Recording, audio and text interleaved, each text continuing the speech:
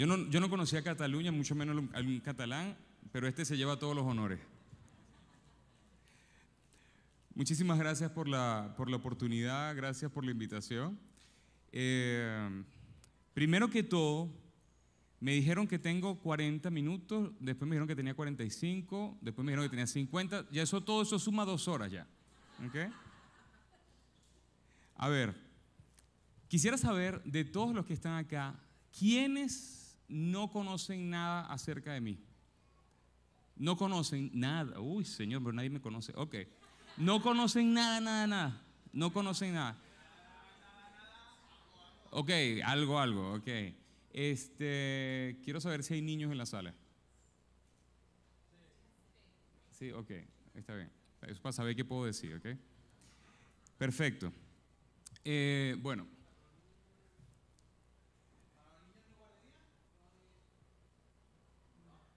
Está bien. Está bien, no hay problema. Tapen los oídos. Porque, miren, vamos a hablar cosas reales, cosas de verdad, ¿ok?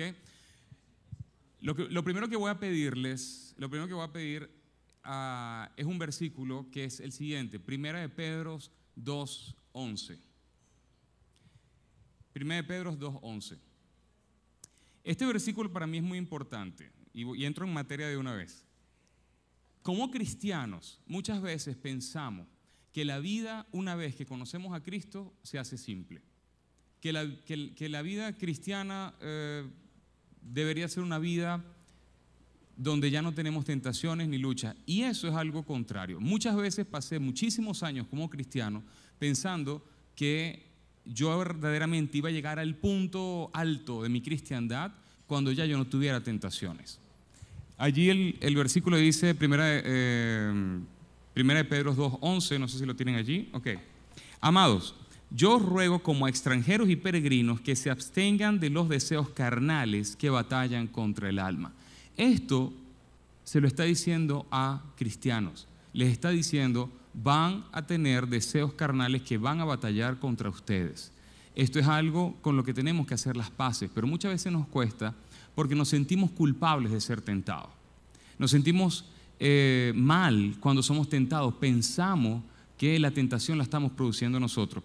Y allí dice, absténganse de los deseos carnales. Deseos carnales no es un pensamiento. Un pensamiento es una cosa que llegó así, ¡pap!, y se fue.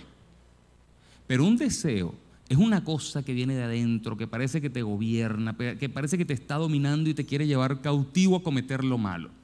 Un deseo es una cosa mucho más fuerte, que involucra incluso el querer, que casi siente que te está dominando físicamente. Yo les voy a decir de dónde yo vengo para que ustedes entiendan por qué razón estoy hablando de las tentaciones y cómo hoy día comprender la verdad en un nivel superior me dio libertad para luchar a las tentaciones desde una posición diferente a la que yo conocía. Ok. Como lo dijo Oscar, soy venezolano, tengo 38 años todavía. Tengo 38 años, tengo 9 años viviendo en Canadá. Desde los 5 hasta los 12 años experimenté abuso sexual. El abuso sexual que experimenté fue de forma no violenta, fue manipulación, fue seducción, fue juegos. ¿Por qué digo esto? ¿Por qué hago esta acotación? Porque muchas veces se piensa que el abuso sexual solamente es cuando es una violación o cuando es contra la voluntad del niño. Y si al niño se le manipula, realmente se le puede hacer cometer cosas porque se sirve de la inocencia del niño. Eso fue lo que me pasó. Desde los 5 hasta los 12 años experimenté abuso sexual de esa forma. Siempre por parte de hombres. A los 7 años mi papá se divorcia. Mi papá me rechazaba yo creo que por causa de que yo era muy afeminado. Mi mamá era muy estricta, era una mujer muy fuerte de carácter, era la directora del colegio donde nosotros estudiábamos y era un colegio militar. ¿Okay? Entonces, imagínense. Por otro lado, tenemos que a los 12 años yo por una experiencia me doy cuenta que tengo la capacidad de reconocer en otras personas, en otros hombres, que ellos también tienen el deseo de estar con hombres. Y yo comienzo una vida bastante activa sexualmente desde los 12 años. A los 15 ya yo había caído en prostitución. A los 15 años ya yo estaba dando mi cuerpo en cambio de dinero. Esto ocurre cuando tú no sabes cuánto vales, cuando tú no sabes quién tú eres, cuando tú no sabes que tú eres amado, cuando tú no sabes que eres especial ni eres importante. Hoy día yo entiendo todo esto en Jesús, pero el no haberlo entendido me hizo entregarme buscando valor por no saber mi valor. A los 16 años yo decido hablar con mi familia, explicarles lo que yo había vivido en la infancia para que no les pasara lo mismo a los más pequeños. Yo quería proteger a los más pequeños de lo que me había pasado. Sin embargo, quiero también informarles que yo soy homosexual. Y yo le digo a mi familia, mira, esto fue lo que viví, lo digo para proteger a los niños, pero sepan que yo salgo del closet, soy homosexual. Recuerdo que mi mamá en ese momento, pidiéndome perdón, me dice, hijo, ¿y qué tal si nunca hubiese sido abusado? Es que serías tú homosexual. Yo nunca me había hecho la pregunta, yo pensaba que yo había nacido así. Sin embargo, cuando ella me dice esto, yo digo, bueno, probablemente el hecho de haber sido expuesto a tanto placer con hombres desde tan pequeño debe haber afectado de una u otra manera mi percepción, aunque hoy día la ciencia y las escuelas y los grandes pensadores digan que no es así. A mí que me importa lo que la gente dice, yo creo que a mí eso me afectó, es mi vida, ¿ok? Y yo digo allí, ok, entiendo que si yo me mantengo en esta posición, es como que de una u otra manera aceptara lo que otra persona decidió sobre mi infancia. Así que yo quiero cambiar. Y allí yo me enfoco en cambiar, y quiero cambiar. Todo esto siendo ateo. Yo no creía en Dios, yo no creía en Jesús, yo no creía en nada. Yo creía en la sopa de Darwin, en la evolución, en que el pescado salió del agua y se le salieron patas, en el Big Bang. Eso era lo que yo creía, esa era mi fe. Entonces, pensé en un momento que el cambiar la atracción, o la manera de cambiar esa atracción indeseada por el mismo sexo, o la manera de cambiar la homosexualidad indeseada, era por medio de una heterosexualidad forzada. Y me propongo a que me gusten las mujeres.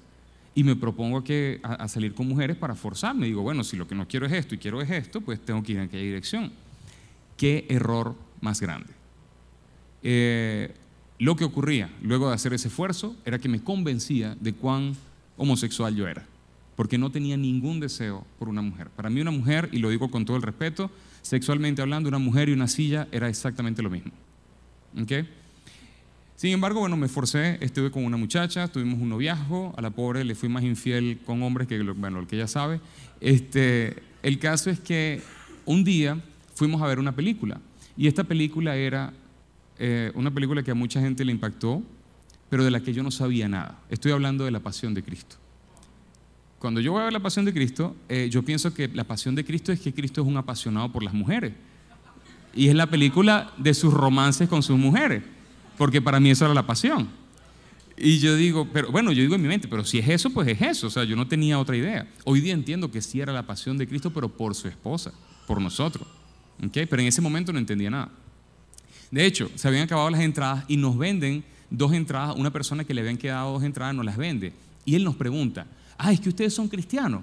Y yo le digo, ¿y qué es eso? Y él me dice, y la que era mi novia le dice, no somos cristianos, somos católicos. Y yo le digo, sí, somos católicos. O sea, le digo esto para que ustedes entiendan a qué punto yo no entendía nada. ¿Okay? Sin embargo, entro a la película, veo el mensaje y sin que nadie me explique, comprendo que él había hecho eso por mí, que él había dado su vida por mí. A los pocos días me encuentro con una vecina, una señora que vivía al frente, Dulce María García. Ella, les hablo de la película y ella me dice, sí, Carlos, todo lo que viste en esa película es verdad. Jesús hizo eso por ti. Primera vez que alguien me decía que eso era verdad. Ella me explica la palabra desde Génesis hasta Apocalipsis y en 3 horas me presentó toda la Biblia, el Evangelio, a Jesús y todo. Pocos días después yo tengo un encuentro con Dios, entiendo que la Biblia es la verdad. Les pregunto a ustedes, ¿cuántos entre los que están acá, después de un encuentro con Dios, la vida les ha cambiado? No fue mi caso. Mi vida, después de ese día, fue mucho peor. ¿Por qué? Porque lamentablemente, en lugar de aprender acerca de lo que Jesús había hecho por mí, me enfoqué en yo hacer cosas por Jesús.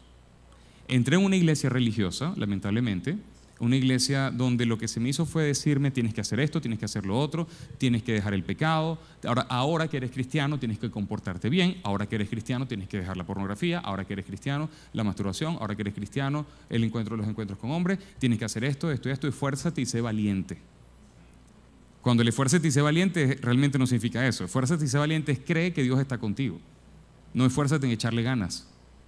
Entonces yo me esforcé en echarle ganas. ¿Y qué pasa? Que lo dice la palabra, el poder del pecado está en el mandamiento. Mientras más me enfoqué en cumplir los mandamientos y en hacer las cosas correctamente, más el pecado tomó poder en mí. Y más se hizo mi vida un tormento estando en la iglesia que antes de estarlo. Mi vida cristiana fue más miserable que mi vida atea.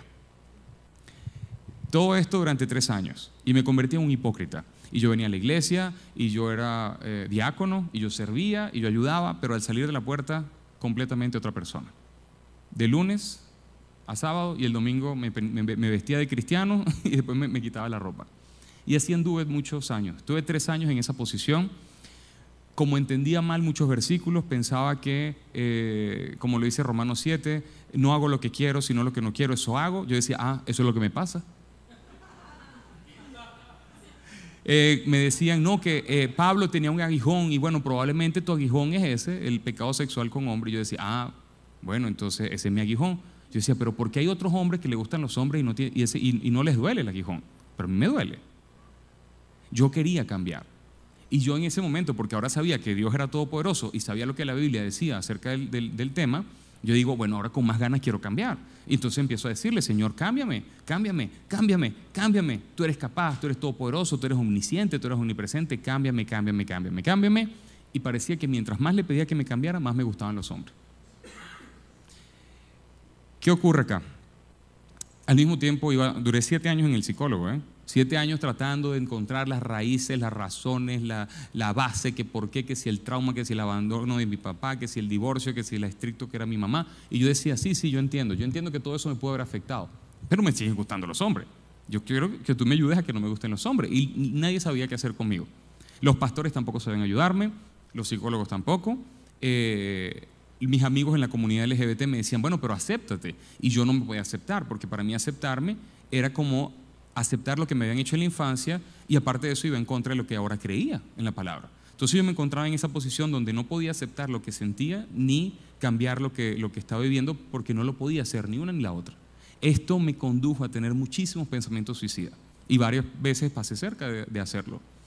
A los 3 años de estar en esta iglesia yo me retiro porque ocurrió una tragedia. Mi hermana Carla, con quien yo tenía una relación súper cercana, tiene un accidente y muere. Yo me molesto con Dios. Yo digo, tú no eres todopoderoso, no te dio la gana de protegerla. Yo no sé si ustedes se han molestado con Dios, pero yo me he molestado con Dios. Y yo le dije también, aparte, supuestamente tú eres amor, y tú sabías lo que me pasó en la infancia me iba a afectar y no me protegiste. Así que, todopoderoso y amor, no estoy muy seguro. Chao, me voy. Sin embargo, a pesar de que ese raciocinio estaba allí un poco cauterizado, yo sabía que la Biblia era la verdad, yo lo sabía. Entonces no podía como completamente irme, estaba ahí como una lucha. Me voy a otra iglesia, antes de irme a otra iglesia me abro a una relación. Y empiezo una relación con un muchacho. El muchacho no era cristiano. Y yo no le quería hablar de Jesús porque yo decía, bueno, ¿y si se convierte y después me deja? Pero como me empezó a hablar tanto, que si de la Virgen, que si la niña que apareció por allá, que los milagros, yo dije, mira, te hablo de Jesús, y se convierte. Entonces, bueno, empezamos a ir a una iglesia grandísima, una iglesia como de 5,000 miembros, y dije yo, bueno, aquí entramos y salimos, nadie nos vio, nadie se enteró quiénes somos nosotros, está perfecto. Doy mi diezmo, vengo a la iglesia, estoy con un solo hombre, algo de esto debe ponerme en buena dirección delante de Dios. Así pensaba. Yo sentía que en mi fuerza yo tenía que serle agradable a Dios y tenía que hacer todo lo posible por hacerlo. ¿Qué pasa? Pensamos que esa era una relación temporal, y temporal se hizo 7 años. Conozco matrimonios que han durado menos, pero bueno, el caso es que allí estuve, y fueron años muy amargos, porque eran años en los que yo trataba de sentir paz, no lo lograba, me sentía en conflicto, trataba de luchar contra el pecado, pensaba que mi lucha era el pecado, allí estaba yo luchando y nada tenía resultado. Nos mudamos a Canadá, en Canadá la relación se acaba, y allí caigo yo en una depresión y digo, yo necesito buscar de Dios. ¿Y qué fue lo que busqué? ¿Cómo ser gay cristiano? Okay, yo sé que esto va de mal en peor, Okay. Pero menos mal que tengo 30 minutos todavía para corregir. El caso es que cuando estoy en esa posición, yo me acepto gay cristiano, conseguí un montón de material. Hoy día entiendo que es una doctrina hereje, pero en ese momento lo creía como una verdad porque ya no sabía qué hacer, ya tenía 15 años luchando con esto. 4 años antes de ser cristiano y 11 años en la iglesia. ¿Ok? Entonces allí decía, bueno, Jesús dice, ama a tu prójimo como a ti mismo, y prójimo es prójimo, aunque sea hombre. Y yo dije, listo, esa es mi situación, tal cual. Y bueno, y eso es uno de los textos de los tantos que torcía para adaptar la palabra a lo que yo sentía, en lugar de rendir lo que sentía a la palabra. Pasaron los meses, tuve la oportunidad de conocer una pareja que a mí me impactó muchísimo. Yo estaba en el peor punto de pecado y yo conozco una pareja, y esto se los dejo aquí para que lo tengan en cuenta. Estaba en el peor punto de pecado y conozco a Yubiris y a Leonardo Veda. Ellos no me estaban evangelizando, ellos no estaban predicando, pero la presencia de Dios en ellos era tan fuerte, la relación que ellos tenían con Dios era tan íntima, que de mí salió el deseo de decir, Señor, yo quiero conocerte como ellos te conocen. Yo estaba en pecado, estaba perdido, ellos no me estaban evangelizando, pero la relación de Dios con ellos se irradiaba de ellos. Entonces muchas veces queremos evangelizar con palabras cuando realmente la presencia de Dios impacta mucho más a las personas que lo que nuestras palabras pueden hacer cuando no hay relación. Estando allí, a los meses recuerdo que estoy en una reunión de Año Nuevo, en la reunión de Año Nuevo con una familia que me había recibido en su casa, porque si no me recibían en su casa no tenía dónde dormir, y hablando allí con una persona que se llama Luigi Muscarneri, estamos hablando de la fe, y yo me sentía capacitado para hablar de la fe, ya tenía 11 años en la iglesia, mi vida era un desastre, pero yo hablaba de la fe, y en eso ese señor me dice, Carlos, y presten atención a esta frase, Carlos, el problema con muchos cristianos es que tienen a Jesús como su Salvador, pero no como su Señor. Jesús como Salvador, pero no como Señor. Cuando él me dice eso, a mí lo primero que sentí fue el amor de Dios, porque en ese momento yo me encontraba, si había vivido pecado, en ese momento estaba en un nivel aún mucho más bajo. Y cuando él me dice eso, yo siento el amor de Dios por mí. Yo siento como si Dios me estuviese diciendo, mi amor por ti es superior a lo que estás haciendo. Quiero ayudarte, pero no puedo, porque el Señor de tu vida eres tú, no soy yo. A Jesús se le hace Salvador por una oración, pero Señor es por obediencia. Tú no puedes hacer a Jesús Señor por oración. Señor es sumisión, Señor es obediencia. Y yo lejos estaba de su señorío. Allí yo me di cuenta que todo el desastre de vida que yo estaba viviendo, en todas las áreas, emocional, sentimental, físico, sexual, financiero, todo el desastre que estaba viviendo yo es porque mi señorío, o mejor dicho, porque esta empresa que yo gerenciaba tenía tan mala gerencia que todo estaba en bancarrota. Entonces, cuando todo era un desastre, allí, pocos días después, yo le dije, Señor, ¿sabes qué? Se acabó. Ya no me importa más. Ya no me importa si tú me cambias o no me cambias. Ya no me importa si voy a ser gay, asexual, heterosexual. ¿De qué importa si todo lo echa a perder? Pongo mi vida a un lado, solo quiero seguirte, conviértete en mi Señor. Era la primera vez que yo le rendía a Él el deseo de cambiar. Yo no sabía que mi deseo de cambiar la homosexualidad indeseada era tan fuerte, que se había convertido en un ídolo.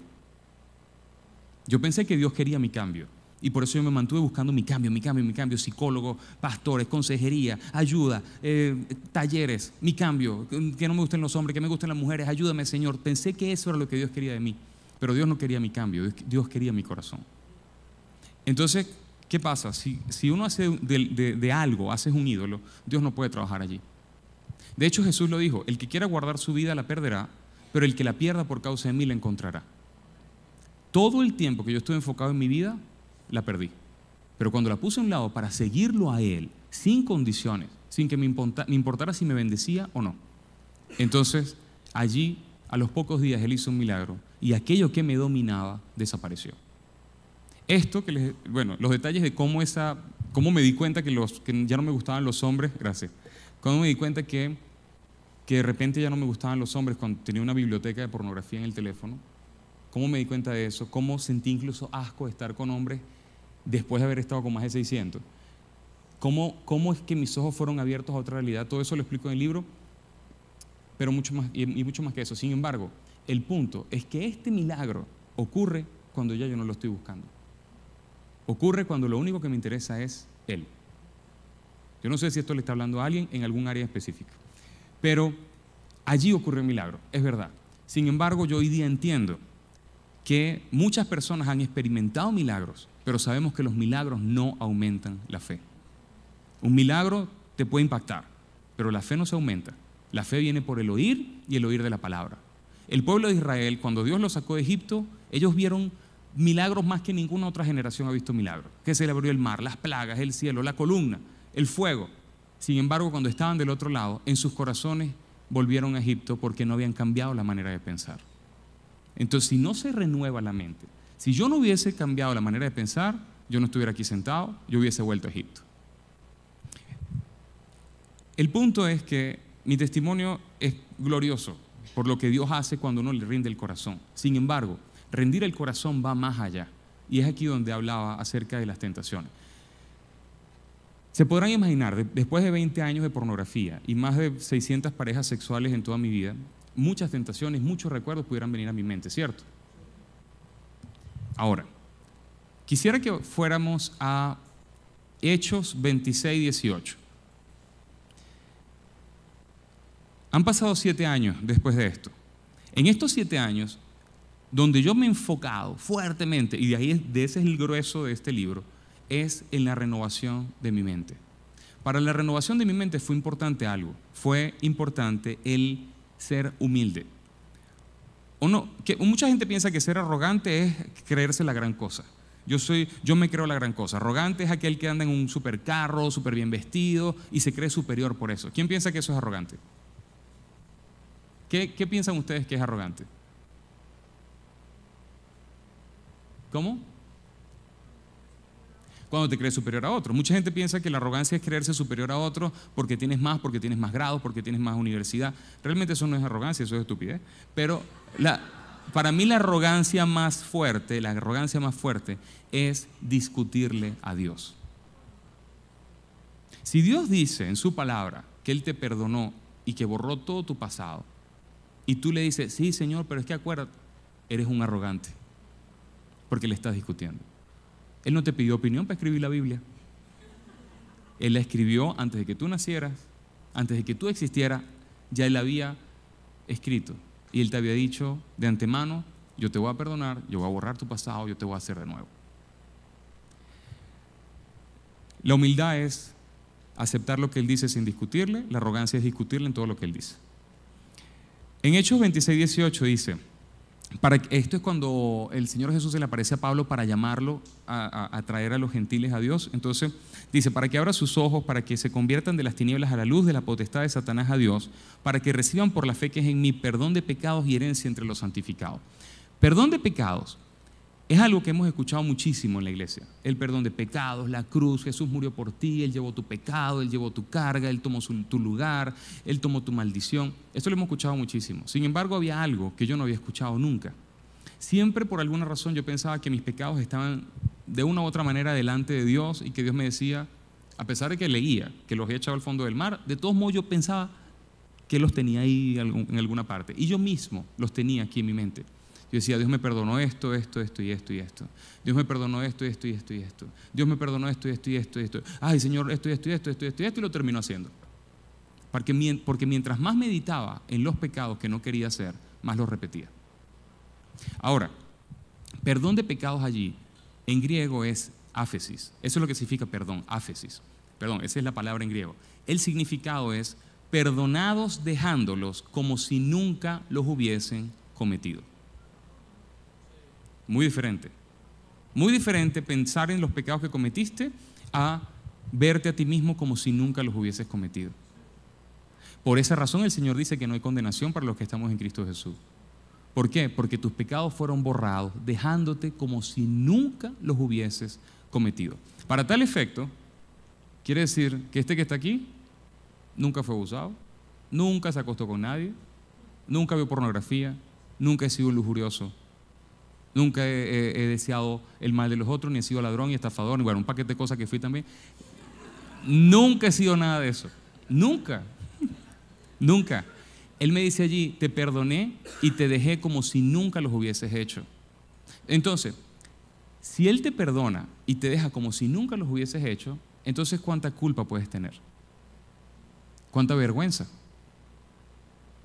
¿Cuántas veces te has dejado atormentar por un pecado que has cometido en el pasado y que te da aquí en la cabeza? Y acuérdate, Dios te perdonó, pero acuérdate. Acuérdate lo que hiciste ayer, acuérdate, y lo que hiciste la semana pasada. Si la gente hubiese visto, te paras aquí, qué sé yo, a predicar, a ministrar, a servir, pero si la gente supiera. ¿Cierto, eh? Qué diferente sería si tú pudieras decir, gracias Señor, porque yo sé lo que hice, pero delante de ti tú me dejaste como si nunca lo hubiese hecho. Gracias Señor, porque sí lo hice, pero tú lo tomaste sobre ti y me dejaste a mí limpio. Porque esa es la verdad. Jesús siendo inocente murió como culpable para que los culpables viviéramos como inocentes. El único, o mejor dicho, le das honor verdaderamente a su sacrificio cuando te apropias de todo lo que Él logró por ti en ese sacrificio. No tienes que luchar por limpiarte cuando Él te está declarando limpio. Tienes que verte como Él te ve. No seas arrogante. Él te dice que te dejó como si nunca lo hubieses cometido. Segundo, 1 Juan 3:9. Eso es con respecto a la cruz, pero con respecto a la resurrección hay otro punto. Mucha gente, cuando les he preguntado acerca de la cruz y la resurrección, me dicen, sí, Él murió por mí, Él borró mi pasado, tomó mi pecado. Pero en la resurrección, muchos se quedan cortos con respecto a la resurrección. Jesús logró por nosotros en la resurrección lo más impresionante, lo más increíble e inexplicable. Y es que Jesús en la resurrección nos crea de nuevo. Sin embargo, sabemos que somos unas nuevas criaturas en Cristo Jesús, ¿sí? Amén. Ahora, yo les pregunto, ¿cómo es esa nueva criatura? ¿De qué está hecha esa nueva criatura? ¿Cuál es la sustancia? ¿Cuál es la materia? ¿De qué está fabricada esta nueva criatura?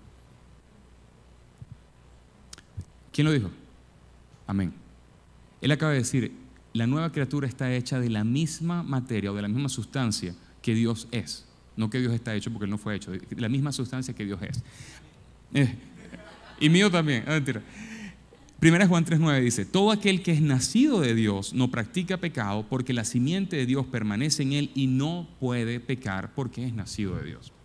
Yo esto lo leía y yo lo leía como una orden. Yo lo leía y yo sentía como si Dios me decía, tú eres nacido de mí, no puedes pecar porque eres nacido de mí. Pero no era eso lo que está diciendo hoy, es una afirmación, no es una orden. Él te está diciendo, si tú eres nacido de mí, no practicas pecado porque tienes mi simiente y no puedes pecar porque eres nacido de mí. La palabra simiente allí en griego es esperma. Esperma, sabemos que en la esperma se transmite la genética a un ser, ¿cierto? Nosotros somos seres humanos porque venimos de una jirafa.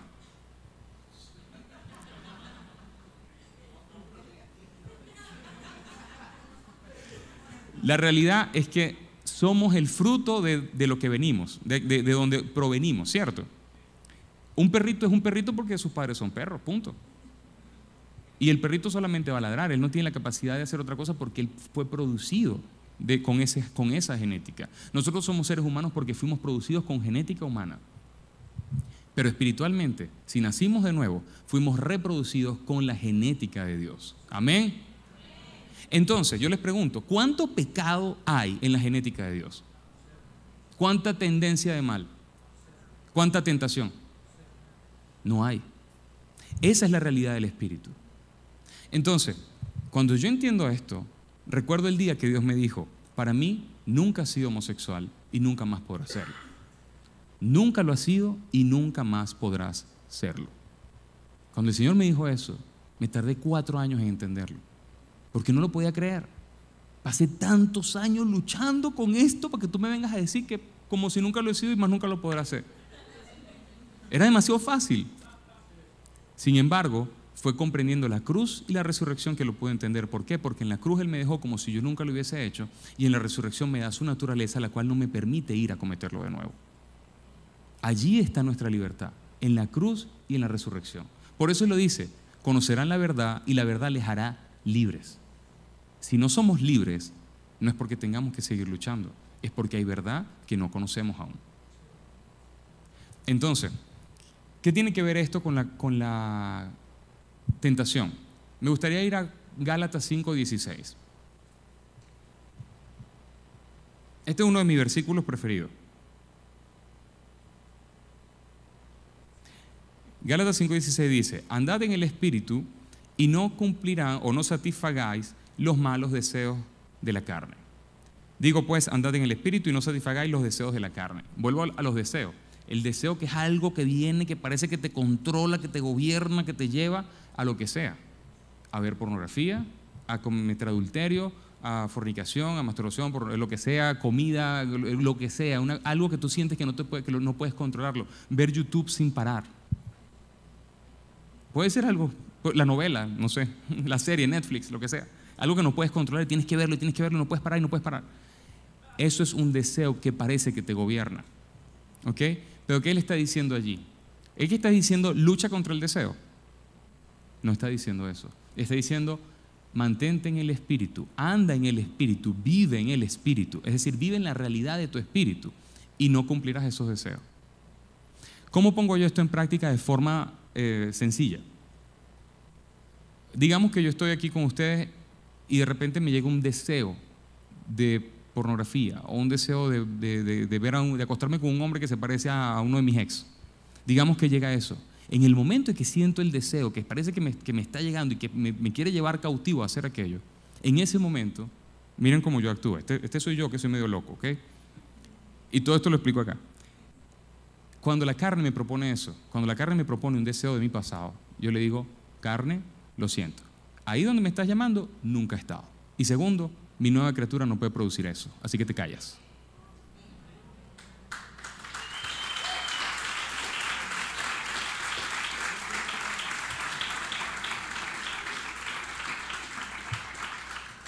Es que en lo que yo estoy haciendo, les pregunto, ¿quién se lleva la gloria?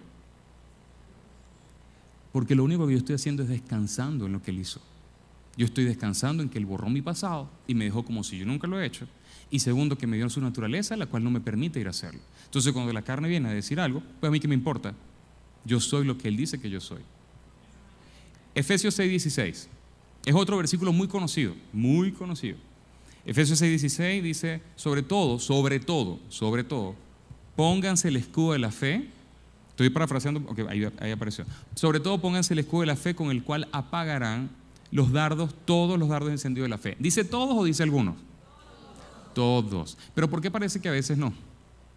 Porque a veces parece que no podemos con todos. Porque a veces parece que de todos modos esos dardos llegan, te golpean, te queman, te trastornan, te dan la vuelta. ¿Por qué parece que a veces no logras vencer esos dardos? Tú crees en Dios. Entonces, Señor, pero si yo creo en ti, ¿por qué es que estos dardos de todos modos me pegan? ¿Por qué me afectan? Porque la verdad es que mucha gente piensa que el escudo de la fe es creer en Dios. Y la verdad, yo conozco muchísima gente que cree en Dios y viven unas vidas miserables. Porque no se trata de creer en Dios, se trata de creerle a Dios. Creer en Dios no cambia nada, creerle a Dios cambia todo. Cuando tú te pones ese escudo de la fe, y la fe no es una esperanza, no es que tú le dices, Señor, yo quiero que tú hagas, Señor, protégeme, Señor. No, eso es esperanza. La fe es algo que ya es una realidad. Cuando tú te pones el escudo, sabiendo que Él ya borró tu pasado por su cruz y que en su resurrección te dio su naturaleza, y que tú tienes su propia genética en ti, llegan los dardos del enemigo a golpearte y ante esa verdad se apagan.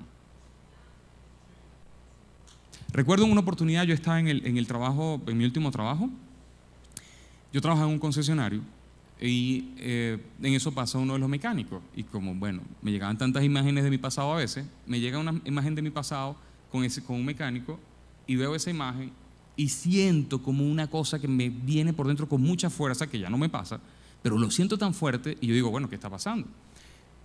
De repente pasan otros hombres y se pone aquello como una nube así en la mente, lo que indica que es un ataque.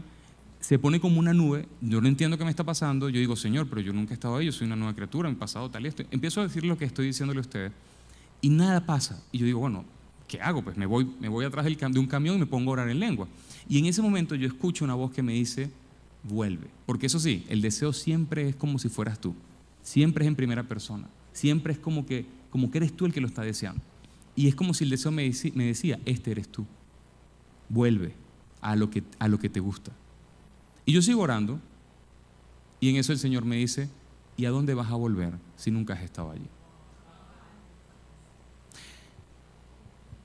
En ese momento en que me vuelvo a plantear, a poner firme en lo que soy, independientemente de lo que siento se alinea con lo que soy. Amén. Yo les pregunto, ¿quiénes aquí son nacionalizados españoles? Acá. Ganador. Ok. Es que físicamente tú eres como un español, pero de pura sangre. Un vasco. ¿Qué tú eres un vasco? Físicamente tú eres. ¿Sí o no? No lo eres. ¿Ok? Es que tu acento es 100% español. Es que tú piensas 100% como español. No, es que tú eres español. Eres español. Eres español. Eres español. Poco importa cómo luces, cómo te sientes, cómo piensas. El documento y la autoridad que refrenda el documento dice quién tú eres. Yo soy canadiense nacionalizado, pero yo no hablo como canadiense. Mis acentos en francés e inglés son terribles. No luzco como canadiense, no pienso como canadiense, pero el documento dice que yo soy canadiense. Pero quiere decir que como yo no me siento canadiense, entonces yo, para venir acá a España, he debido renovar mi pasaporte venezolano, que tarda un año en renovarse. He tenido que sacar, no sé, un permiso, venir al aeropuerto, esperar en el cuartico oscuro ahí como 40 minutos a ver si me dejan pasar, que tengan que revisar si no me vengo a quedar como un inmigrante ilegal, que me revisen mi background legal, no sé, criminal y todo, para ver si me dejan pasar, quién sabe, unos 15 días. Todo esto porque yo no me siento canadiense. ¿Tiene sentido? No, yo agarro mi pasaporte, yo agarro mi documento que dice quién yo soy y me presento aquí y se acabó. Y me dejaron pasar como ni me miraron. ¿Por qué? Porque no me importa lo que siento, sino lo que yo soy. Yo no me siento realmente, y soy honesto con ustedes, yo no me siento una nueva criatura. Yo no me siento perdonado, yo no me siento nacido de nuevo, yo no siento que tengo su mente, yo no siento que estoy sentado con Él en los lugares celestiales, yo lo sé. Cuando tu identidad está firme en lo que Él dice por encima de cualquier otra cosa, allí tienes libertad. Porque ya no se trata, y esto es un punto muy importante con la tentación, no se trata de poner en cuestionamiento la verdad por causa de lo que sientes. Se trata de poner en cuestionamiento lo que sientes por causa de la verdad. Cuando tú estás sintiendo algo que es un deseo contrario a Dios, que es contrario a tu naturaleza, que es contrario a tu pasado que está borrado, entonces tú dices, bueno, esto que estoy sintiendo, esto no es verdad. ¿Por qué, Señor? Porque tú dices esto, Señor. Señor, esto no es verdad, porque tú dices que yo no puedo producir esto, aleluya, Señor. Señor, esto no puede ser verdad, porque aparte nunca he estado ahí. Señor, te doy gloria. Oscar, ¿cuándo fue la última vez que tú te acuerdas la última vez que estuviste en Tailandia? ¿Por qué? Porque nunca has estado allí. ¿Qué tal si tú pudieras apropiarte de esto mismo con respecto a tu pasado? ¿Qué tal si tú pudieras apropiarte, pero con esta misma certeza acerca de tu pasado? La verdad es que yo soy canadiense, ¿verdad? Pero yo no luché por esa tierra. Yo no hice nada por esa tierra. Yo lo que hice fue nacionalizarme. Hay otros acá que sencillamente, bueno, es que Venezuela no es el mejor ejemplo, pero bueno. Yo nací en Venezuela, yo no hice nada por la libertad de Venezuela y no lo estoy haciendo ahora tampoco. Yo no hice nada por la libertad de Venezuela, yo no estuve con Simón Bolívar luchando por la independencia de Venezuela, la independencia de España, por cierto. Yo no hice nada por luchar con Simón Bolívar. Yo nada más nací en esta tierra, yo nací en esa tierra y por haber nacido en esa tierra me corresponden los derechos que Simón Bolívar ganó para mí. Pero yo no hice nada por esa tierra. En Cristo Jesús es lo mismo. Nosotros no hicimos nada, nosotros no estuvimos con Él hace 2000 años luchando en la cruz. Nosotros por nacer de nuevo somos beneficiarios de la independencia que Él ganó en aquella batalla hace 2000 años. A nosotros lo único que nos corresponde es vivir en esa libertad que Él ganó para nosotros. No le damos ninguna honra cuando luchamos contra cosas que Él ya venció. Le damos honra cuando creemos lo que Él ya venció. Le damos honra cuando creemos que Él ya nos hizo libres. Como lo dice Romanos 6, Él ya rompió el poder del pecado sobre nuestra vida. Colosenses 2:11, Él arrancó la naturaleza de pecado. 1 Juan 3:9, nos dio la suya. Se hizo compatible con nosotros para hacernos su templo, somos su templo. Cuando tú le crees esto y te apropias de esa verdad, vas a vivir en libertad. Por último, quiero compartirles un testimonio. Está recién salido del horno. La semana pasada yo llegué acá de Londres, llegué a Santander. Y al día siguiente imagínate, hemos hecho en, no sé, 10 días, hemos hecho 4.600 kilómetros rodando por toda España. El segundo día de este viaje, yo levanto la maleta y resulta que me he bloqueado la espalda y quedé con un lumbago, como una tortuga mirando para arriba. Ni siquiera me podía levantar de la cama. Es que parecía que estaba así. No, dije, pero es que no me puedo ni mover, y por eso pedí la silla. No me puedo ni mover. Y Oscar me buscó un fisioterapeuta justo al lado de donde estábamos, en Logroño. ¿Y qué ocurre? Que el fisioterapeuta es exactamente igual a mi exnovio, con el que yo duré 7 años. Mismo cuerpo, mismo físico, misma cara, solo que tenía más barba, mismas manos, misma piel, misma estatura, misma complexión, más joven, más musculoso, quiere decir que era más guapo. Y ahí estaba ese hombre delante de mí. No es solo eso. Él me pasa a la habitación, al consultorio, no a la habitación, perdón, bueno, pero es como es cerrado. Él me pasa al consultorio, Oscar está conmigo. No, pero no se alegren mucho, porque recibió una llamada y se fue.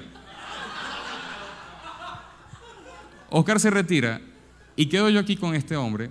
Y este hombre me dice, bueno, como un médico, ¿quién ha hecho fisioterapia o quiropraxia? Ok, sabemos que las no sé cómo se dice, quiropractor, con su cuerpo, ellos te hacen presión sobre el tuyo.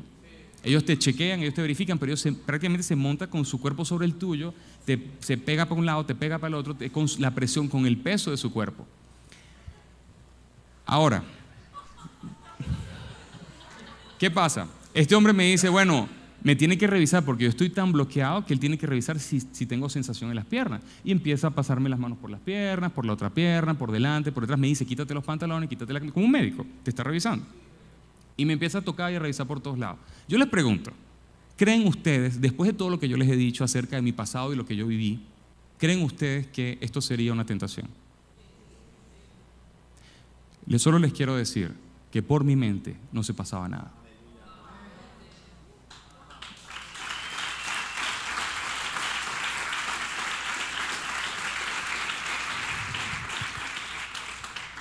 Y la única razón por la que no pasaba nada es porque yo he pasado años creyendo que yo nunca he estado allí y que Él me dio su naturaleza y no puedo volver a creer aquello que alguna vez hice.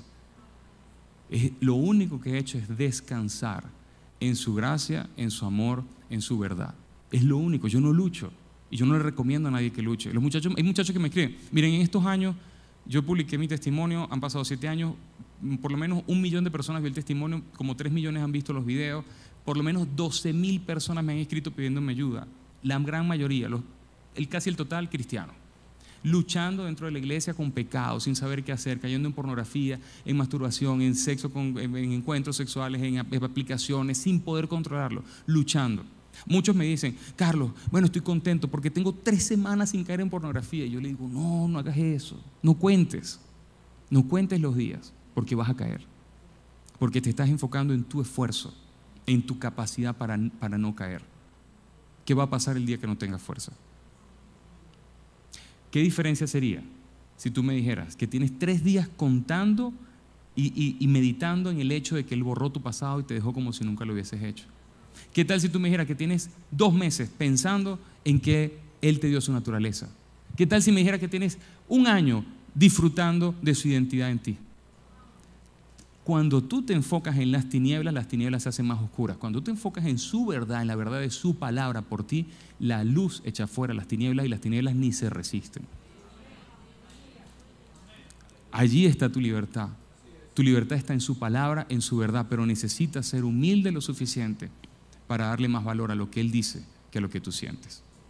Eso es completamente contrario a lo que el mundo nos enseña, porque este mundo no tiene otra opción que vivir según lo que siente y según lo que percibe. Pero nosotros, una vez entendemos cuánto Dios nos ama, le rendimos el corazón, podemos dejarnos guiar por su palabra. Y su palabra logra en nosotros lo que en nuestra fuerza jamás hubiésemos podido, porque no se trata de nuestra fuerza de voluntad, se trata de lo que Él hizo en la fuerza de su voluntad. Él ya lo hizo. Muchas veces buscamos la voluntad de Dios para nuestras vidas, ¿cierto? Y pensamos que es una voluntad futura. Pero hay una voluntad que ya está cumplida. Y esa voluntad era hacerte limpio, santo, sin mancha, justo, a su imagen, con su naturaleza, perdonado, sentarte con Él en los lugares celestiales, hacerte tu templo, hacerse uno contigo, darte su mente. Esa voluntad ya es una realidad. Y es en la medida en que te apropies de ella que vas a manifestar una vida y frutos de arrepentimiento. Vas a manifestar frutos del Espíritu, vas a ver que las tentaciones van a llegar y no van a encontrar un receptor en ti porque tú estás viviendo en la verdad y en la victoria de todo lo que Jesús ganó para ti. Amén. Yo quisiera orar por ustedes.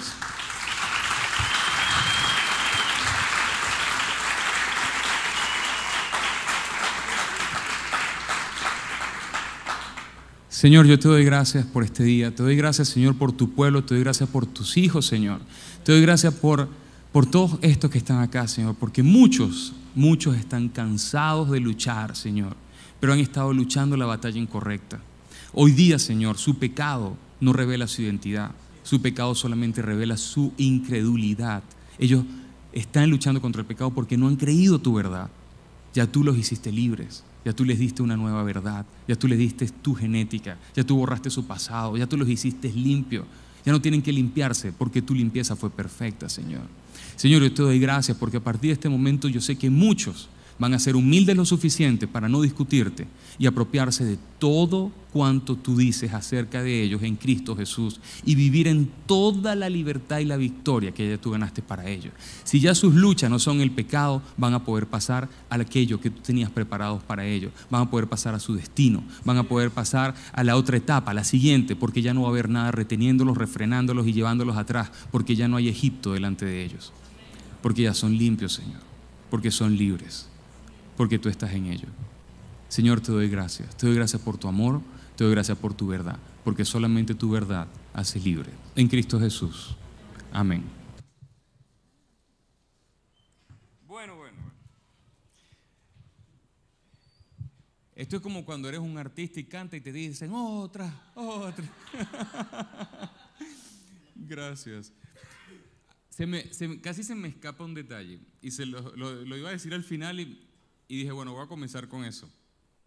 Y es que en todo este proceso de renovación de la mente ocurrió algo. A mí realmente no me interesaba nada, a mí no me importaba nada. Yo no estaba buscando nada, yo solamente estaba buscando a Dios, a mí me interesaba era Dios y ya. Y resulta que un buen día Dios restituyó, restauró, estableció, no sé cómo decirlo, la atracción por la mujer, cosa que yo ni siquiera estaba buscando. Y lo hizo por medio de una forma que solamente Él podía hacer. Me dio una visión y en la visión yo comprendí que yo era capaz de no solamente estar con una mujer, sino darle placer a una mujer, porque yo toda mi vida me había sentido incapaz. Y en ese proceso yo dije, bueno, si algún día ocurre que me deje una mujer, pues que me deje esposa, amén. Me metí en una relación, cometí un error gravísimo. Estuve en una relación con una muchacha, fue un infierno realmente. ¿Por qué? Porque lo que para mí siempre había sido un ídolo, en ese momento Dios me lo estaba dando. Y cuando me lo dio, entonces volví a ser de esto un ídolo. Atención, ¿ok? Atención cuando Dios responde oraciones, no vayas a ser un ídolo de nuevo. Y lo hice. Y aquello dio la puerta completa para que me viniera abajo. Entonces fueron 7 meses de relación que diría yo, sufrí más que lo que sufrí en la infancia con todos los años de abuso. Sin embargo, Dios restaura, Dios levanta. Y pasé 3 años levantándome, no específicamente de esto, pero sí sanando mi corazón en otras áreas, avanzando con Él. Yo considero y creo que la sanidad del corazón es importante, pero muchos nos enfocamos en ir a las maldiciones generacionales, los traumas del pasado, herida de rechazo, herida de esto y de lo otro. Yo comprendo que es importante, pero cuando tú lo haces para conseguir victoria, queda mucho en tus hombros, pero cuando tú lo haces a partir de la posición que ya tienes en Jesús, que es una posición en victoria, el conquistar áreas de tu corazón que están heridas es mucho más fácil. Entonces, camina conquistando desde la posición que tienes en victoria. Pasaron 3 años y un buen día el Señor me dijo, como abre tu corazón, que te voy a dar a alguien que tiene su identidad en mí y vas a saber reconocerme a mí en ti. Y yo dije, bueno, pero sigo ahí pendiente, estaba así, yo no quería nada, yo no quería sufrir. Y resulta que un mes después conocí a la que hoy día es mi esposa. La mujer más bella del mundo.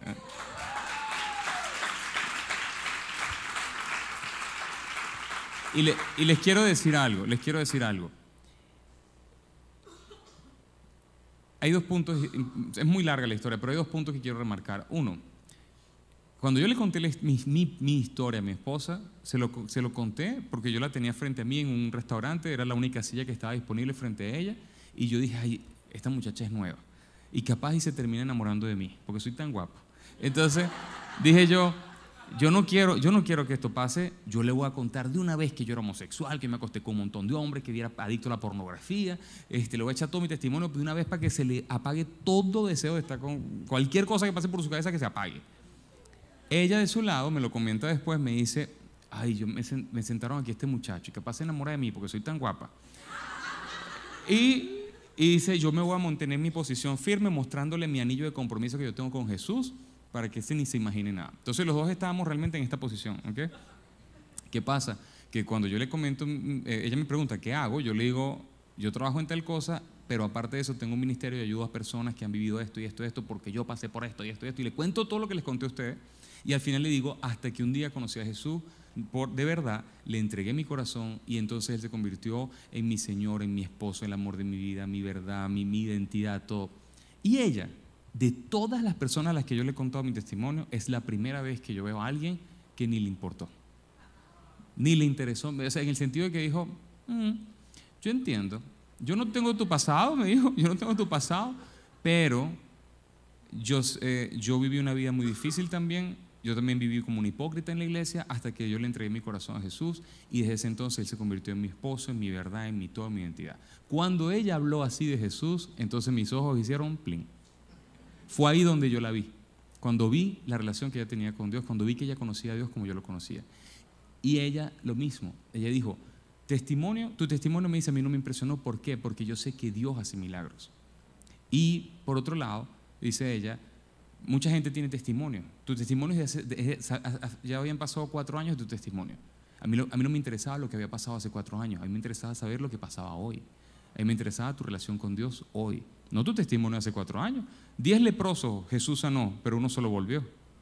A mí me interesaba era conocer tu corazón hoy. Mucha gente tiene una historia con Dios, pero un presente con Dios no lo tiene todo el mundo. Y ahí es donde hay que poner el enfoque. Entonces, nada más fueron 4 meses de noviazgo y ya estábamos casados. Eso fue rápido. Claro, el primer beso nos lo dimos el día de nuestro matrimonio. Sí. Sí, eso fue así. Por cierto que en YouTube está la historia. Acá estoy dispuesto a responder sus preguntas. Yo no sé quiénes, bueno, la mayoría no me conoce, pero yo soy bien transparente, bien transparente. Me gustaría responder con toda la libertad. ¿Quién dispara? ¿Quién tiene alguna pregunta? ¿Quién quisiera saber algo? Sobre el manejo de la tentación, sobre pensamientos, sobre el pasado, sobre qué sé yo, el sexo, percepción, cualquier cosa.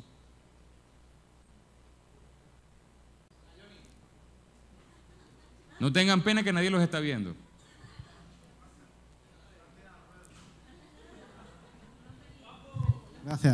Gracias primeramente, muy explícito y muy bueno. Yo trabajo con líderes de adolescentes y más gente, nos topamos, yo soy niño de iglesia, ¿no? Y yo luchaba con las tentaciones, pero no había nacido de nuevo, ¿no? ¿Cómo tratar esto mientras esos 2 ríos confluyen a la vez? No se han encontrado con Jesús, saben que también está mal eso, y no quiero pasarme yo y los líderes de ser gente muy religiosa, de no hagas esto, no hagas esto. No sé si me explico. ¿Cómo lidiar con esa naturaleza que todavía nos han doblegado, no Señor, como tú explicabas, pero a la vez saben que está mal eso? ¿Cómo tejer entre esas 2 telas? Es como si estuvieras luchando contra el pecado, pero no has nacido de nuevo, algo así. Claro, son niños de iglesia, yo me identifico. Okay. Yo hasta los 18 luché con eso, sabía lo que estaba mal, pero mi naturaleza, como tú decías, pues... ¿Y cuándo tuviste tu encuentro con Dios? Yo bien mayor, ya con pelos en el sobaco, con 20 años yo. Hace 2 meses, otra vez. Una vez al año me toca. Hace 2 meses. Ok, pero tu conversión fue a los 20. Sí. Y hasta los 20 luchabas. Sí. Yo le mentía a David todos los días, le decía la mitad de pecados. ¿Y por qué luchabas? Pues yo entiendo a día de hoy que no me había dado, me gusta mucho la frase, ¿no? Pues Dios no era mi Señor, ¿no? Pero yo ahora trato con gente y yo logré esa salida, pero digo, ¿cómo trasladar ese lenguaje o esa libertad a la siguiente generación, ¿no? Que todavía lucha con eso? Yo me noto un tope ahí. Ok, hay algo que yo pongo mucho en práctica y es un poco incómodo. De las miles de personas que me han escrito, me cuentan esas historias de terror, ¿ok? Historias a veces peores que la mía. Y luego de que me cuentan todas sus historias de terror, yo les hago una pregunta muy incómoda. Porque estoy hablando de gente que está en la iglesia, ¿ok? Yo les pregunto, ok, poniendo de lado todo lo que me has dicho, yo quiero preguntarte, ¿qué entiendes tú que Jesús hizo por ti en la cruz y en la resurrección? Esto es una pregunta que yo le hago a todos. ¿Por qué? Porque muchos se dicen cristianos, pero realmente no creen. O dicen, no, yo soy cristiano porque yo vengo a la iglesia, porque yo crecí en la iglesia, porque yo sirvo, porque tengo un ministerio. Sí, ok, yo entiendo todo eso. Pero ¿qué es lo que tú entiendes que Jesús hizo por ti? Ese es el verdadero cristianismo. El cristiano está verdaderamente arraigado en la cruz y en la resurrección de Jesús. Si no eres un servidor, eres un partidario político, lo que sea. Pero cristiano es el que cree en lo que Él hizo.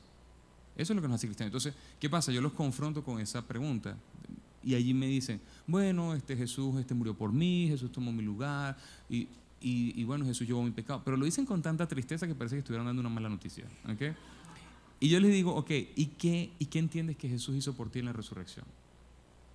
No hay nada, eso queda como un silencio, como los grillos, no entiendes nada, no escuchas nada. Y allí entonces, aunque tenga 10 años en la iglesia, 20 años en la iglesia, les reexplico lo que es el perdón y la resurrección y los vuelvo a llevar allí, y los vuelvo a llevar allí, y los vuelvo a llevar allí. Yo no sé si es que yo soy exageradamente básico, pero yo he visto que todas las veces que yo he llevado a la gente a la cruz de la resurrección, prácticamente es como si los confrontara a la realidad de seguir viviendo, como dice Deuteronomio 30, pongo la bendición y la maldición delante de ti, escoge la bendición para que vivas tú y tu familia y tu descendencia. Entonces, allí en ese punto de confrontación, es decirle, ¿qué quieres creer? ¿Crees lo que Él hizo por ti o quieres seguir luchando por algo en tus fuerzas que nunca vas a lograr? Es realmente confrontarlos al amor de Dios por ellos.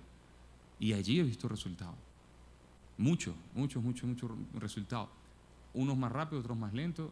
Hay que recordar algo. Yo viví un milagro en un segundo, después de 11 años en la iglesia. ¿Okay? ¿Quién tiene otra pregunta? Pónganse más intenso, algo más fuerte. No, mentira. Yo quería saber si tú no hubieras cambiado tu vida y de repente estás por la calle y hay un grupo de gente hablando de Jesús, ¿qué es lo que te hubiera gustado que te dijeran para poder tener un encuentro con Él, tú estando en la posición que estabas antes? Antes, porque pasé por 3 posiciones, por la de cristiano inclusivo, por la de cristiano luchando o siendo ateo. Pues, a ver, me cojo 2. La de ateo, que no crees en Dios, pero estás envuelto pues en eso, es tu verdad. Uh-huh. Y un niño que nació en una iglesia cristiana y que está resentido, inclusive se fue porque no supieron darle amor ni entenderle porque era homosexual.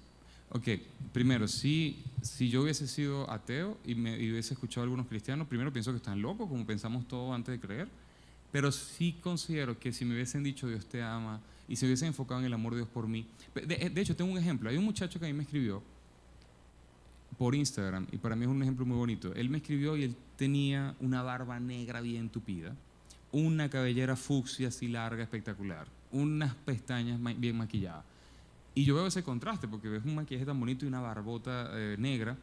Y yo lo veo y yo le digo, Señor, ¿qué le puedo decir bueno? Y yo me acuerdo que él me dijo, hola.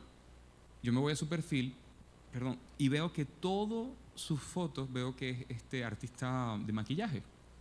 Y yo le escribo y yo le respondo, hola, ¿cómo puedo ayudarte? Por cierto, qué bonito talento el que Dios te ha dado. Él me dice, wow, no pensé que me ibas a decir eso. Yo le digo, ¿qué cosa? Le dije yo, eres un artista y estoy convencido que este talento te viene de Dios. ¿Cómo puedo servirte? Me dice, Carlos, las veces que me he acercado a cristianos siempre me han señalado, me han dicho que me arrepienta, que el pecado. Yo vi tu video, yo no quiero cambiar, pero yo quiero la paz que tú tienes. Y yo le dije, perfecto, no pensemos ni en el cambio ni en nada, déjame presentarte más bien a aquel que me dio paz, que es el mismo que a ti te formó, que te amó, que tiene un futuro para ti, que te formó en el vientre de tu madre, que tiene planes de bien para ti. Me sería un placer presentarte al Dios que te ama. Y por ahí me voy. La realidad es que nunca me enfoco en el pecado, sobre todo con una persona que no ha creído. ¿Por qué? Porque la convicción de pecado la da el Espíritu Santo, no la damos nosotros. Entonces, si nosotros pudiéramos llevar la presencia de Dios, el amor de Dios y amar a las personas ahí en medio de su pecado, vamos a impactar sus vidas.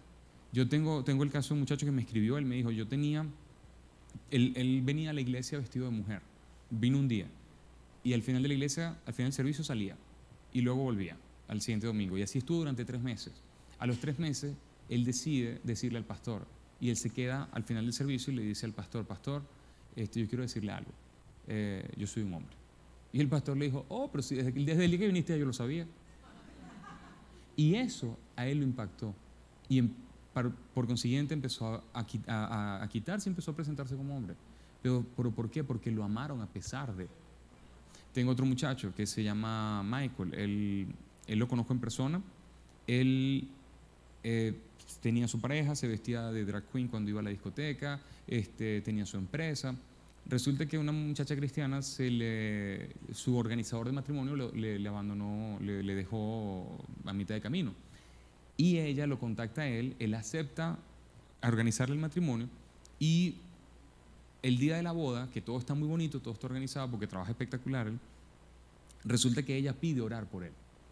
Entonces todo el mundo levanta las manos porque era un matrimonio cristiano, oran por él y él nunca había visto eso. Nunca había visto ni la gente orando, nunca había visto que oraran por él ni nada por el estilo. Cuando la muchacha baja, él le pregunta a ella, ¿qué fue eso? Yo quiero de eso. Ella lo invita a la célula, él empieza a venir a las reuniones de la semana y allí en las reuniones de la semana, cuando preguntaba, mire, ¿es que alguien tiene alguna razón de oración? Él decía, sí, me gustaría que oráramos por mi pareja y yo no estamos bien, tenemos dificultades, también por mi empresa. Y el líder, él oraba y él decía, bueno, Señor, te levantamos estos 2 hombres delante de ti, Señor, tú los conoces. No levantaban a la pareja, pero levantaban a los 2 hombres delante de él. Y así tuvo 3 meses yéndole a la célula, hasta que un día le dice al pastor, le dice, pastor, es que yo puedo leer la Biblia yo mismo. Y él dice, sí, por supuesto. ¿Cuál es el primer capítulo donde cae? 1 Corintios 6. Ni los homosexuales, ni los afeminados, ni los adúlteros entrarán en el reino de los cielos. Él viene al pastor molesto y le dice, ¿cómo es eso que ahí dice que yo no entraré en el reino de los cielos, que los pecados, que eso los homosexuales somos pecadores? Y el pastor le dijo, sí, Michael, es pecado, pero el amor de Dios por ti es superior a tu pecado.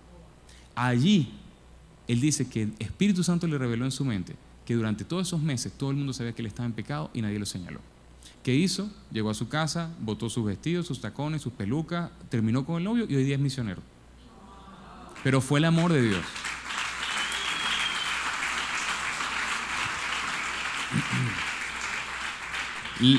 La pregunta aquí es ¿cuántos somos capaces de aguantar 3 meses o más sin señalar el pecado de alguien?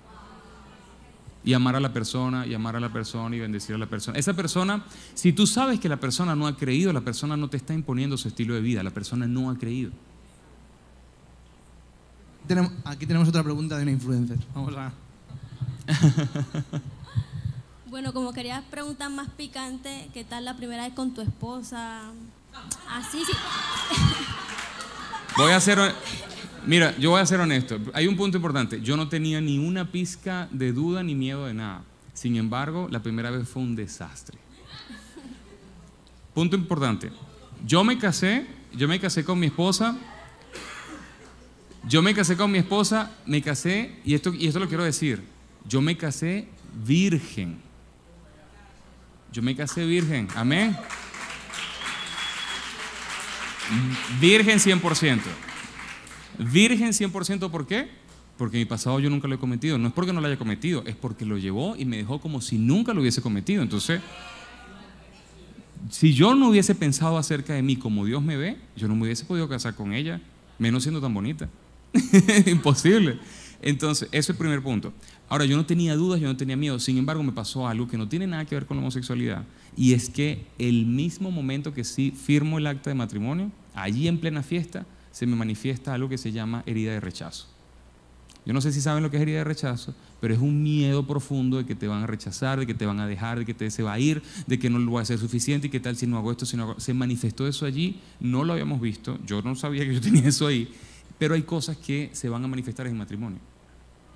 Entonces, ¿qué pasa? Aquí puedo conectar algo. ¿Qué pasa?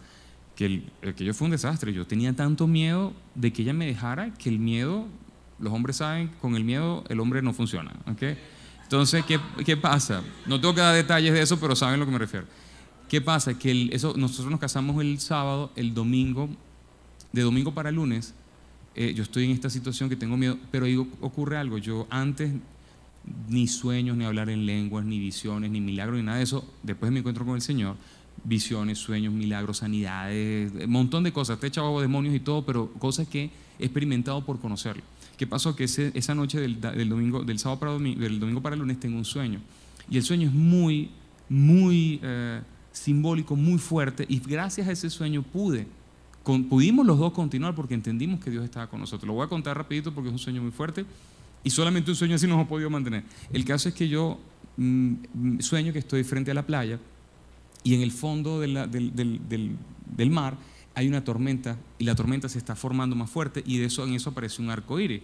Para mí el arco iris no es el símbolo de la Biblia, para mí es bueno, ya sabe. Aparece el arco iris y de repente aparece un segundo a la izquierda y luego otro tercero y luego otro cuarto. Y cuando yo termino de mirar hacia acá, yo veo los jinetes del Apocalipsis bajando del cielo, trayendo juicio, pero enfurecido. Y cuando eso miro a mi derecha, yo tengo a mi esposa y tengo la Santa Cena en la mano. Tengo pan y tengo vino. Y yo le digo, rápido, tomemos esto. Y nos tomamos el pan y el vino y todo esto que estaba acá desaparece. En eso caminamos por la orilla y vemos una iglesia que está como en ruinas, una iglesia antigua. Y cuando se abren las puertas, me encuentro con el Señor Jesús allí. Él está vestido de blanco, con su cinturón dorado. No le veo la cara porque todo está como brillante. Yo veo que es Él. Y Él tiene una copa de oro en la mano. Y Él mete su dedo en la copa, que la copa era su sangre. Y Él me la pone en la boca y luego la mete de nuevo y la pone en la lengua de mi esposa.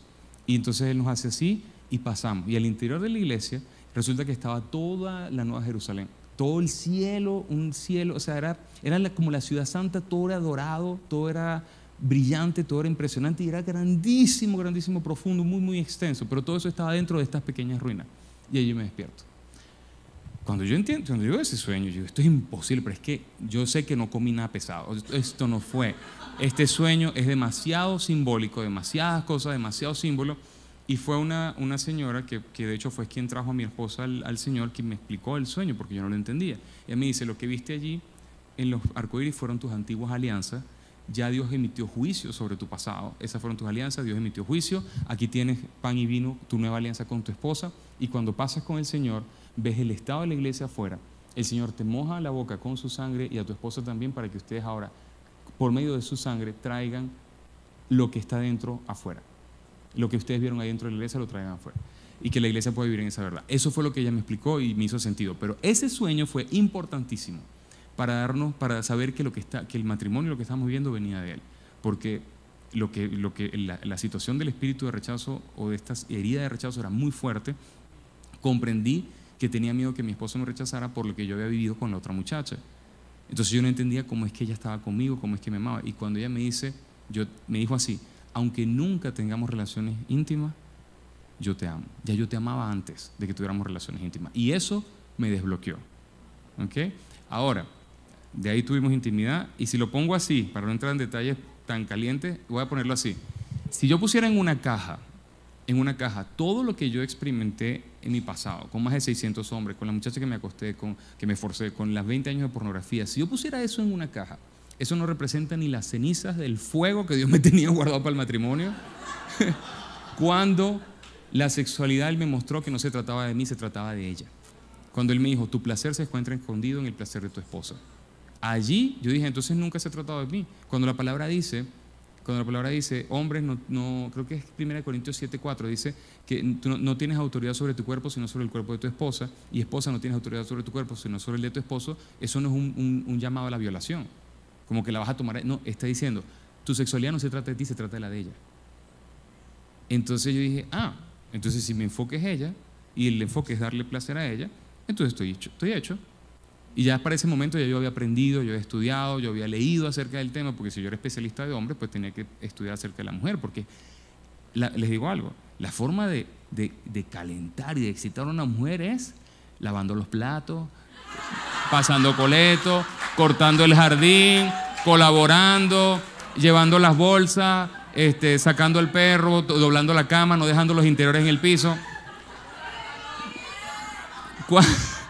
Cuando ella se sabe amada, respetada, cuando tú tratas a la casa como una extensión de ella, Cuando tú la haces sentir especial, bella. Allí, exacto. Allí. Bueno, fue el pastor que pidió una extensión, ¿eh?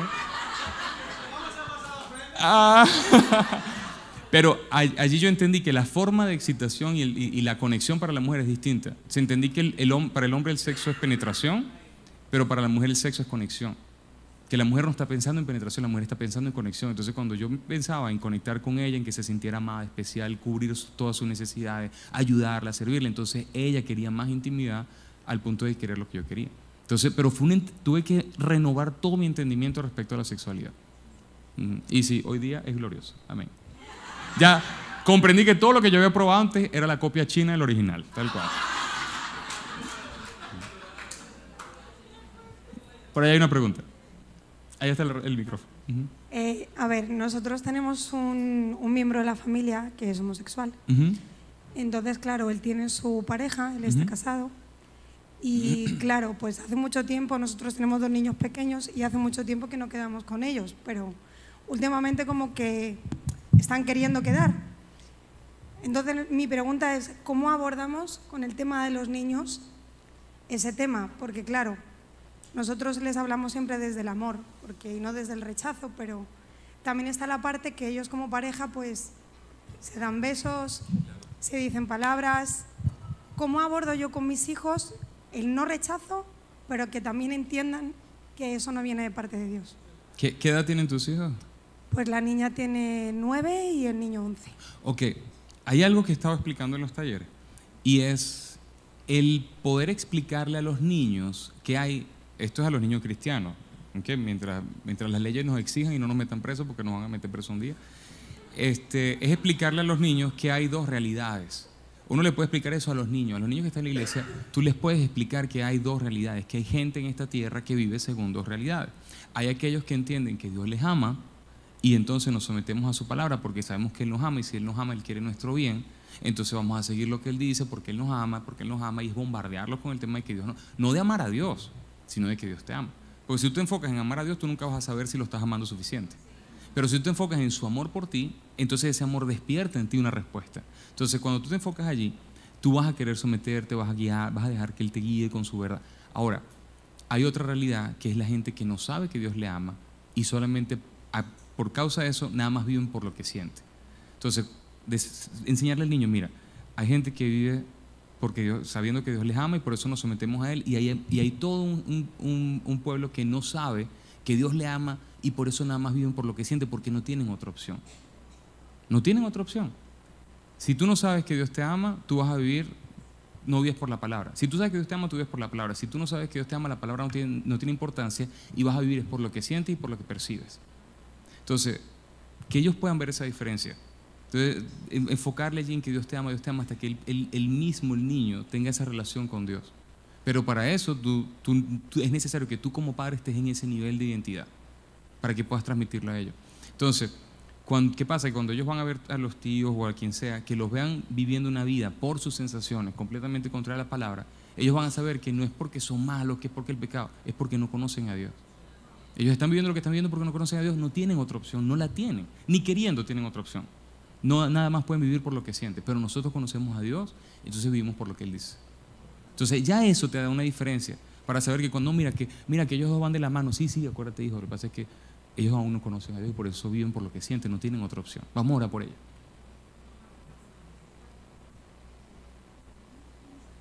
A ver, Carlos, quería preguntarte 2 cosas. 1, venga. ¿Sí? Ok. Tengo el micrófono, jefa.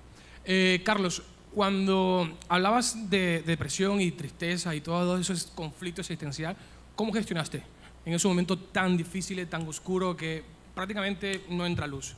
Y lo único que te pasa por la cabeza es quítate la vida, no vales nada. Y la otra pregunta, para que me la responda, Canadá es un país donde el tema de la homosexualidad, donde los niños, ideología, aquello es una bomba. Incluso hay un día del año donde ellos tienen que ir al colegio vestido de niña, si es niño, si es chica, pues de niño. Desde tu ministerio, desde donde estás ahí sirviendo, colaborando, la gente más vulnerable, ¿cuál es el mensaje para lidiar con todo esto? Ok, Voy a empezar por la segunda. Primero, hay quien... ¿Cómo explico esto? Yo me acuerdo que en mi época a nosotros nos enseñaban la teoría de la evolución como una verdad absoluta. Nos decían que veníamos de la sopa de fideos Maggi, ¿ok? Era lo que nos decían. Y eso es lo que entonces estábamos casi que obligados a creer. Era una teoría, pero te la enseñaban como una verdad. La teoría evolutiva, venimos del mono, venimos de los peces que un día le decidieron caminar, o de las células que se pusieron de los monos, no sé qué cosa, en acuerdo para evolucionar. O sea, una cosa que tenías que aprenderlo como una verdad. ¿Qué tal si en la misma línea de lo que acabo de explicar, entonces tú le dices a los niños, mira, y en la escuela también hay gente que no conoce a Dios y por lo tanto, como no conoce a Dios, tienen que desarrollar alguna idea para entender. Y está esta teoría. Y la gente cree esto y cree esto y cree lo otro, pero eso no es la verdad absoluta. ¿Por qué? Porque si no se le enseña al niño que en la escuela hay mentira, entonces va a absorber todo como verdad. Lo que pasa es que en nuestras generaciones el respeto a los maestros, a todo lo que ellos enseñaban, era absoluto.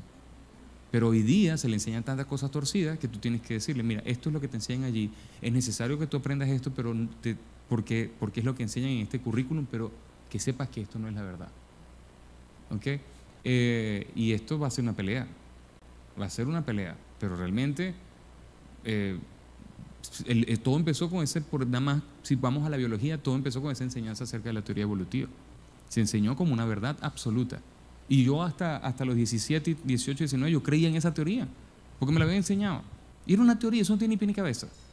Nada más que te expliquen cómo es que el ojo se evolucionó, cómo es que de repente aquí no había nada y decidimos, no, vamos a mirar. O sea, me explico, no tiene explicación. Entonces, enseñarle al niño que no todo lo que se escucha, aunque venga de fuentes oficiales, es cierto, es importante. ¿Okay? Hay un mundo que no conoce a Dios y busca respuestas fuera de Dios por no tener todavía una relación con Él. Entonces, ese punto.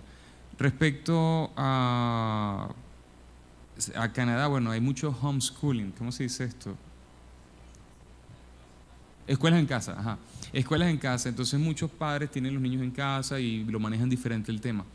Yo no soy padre, pero yo sé que muchos cristianos sencillamente saltan el día, no llevan al hijo tal día para evitar que sean expuestos a esto y a lo otro, pero creo que hasta qué punto vas a evitar.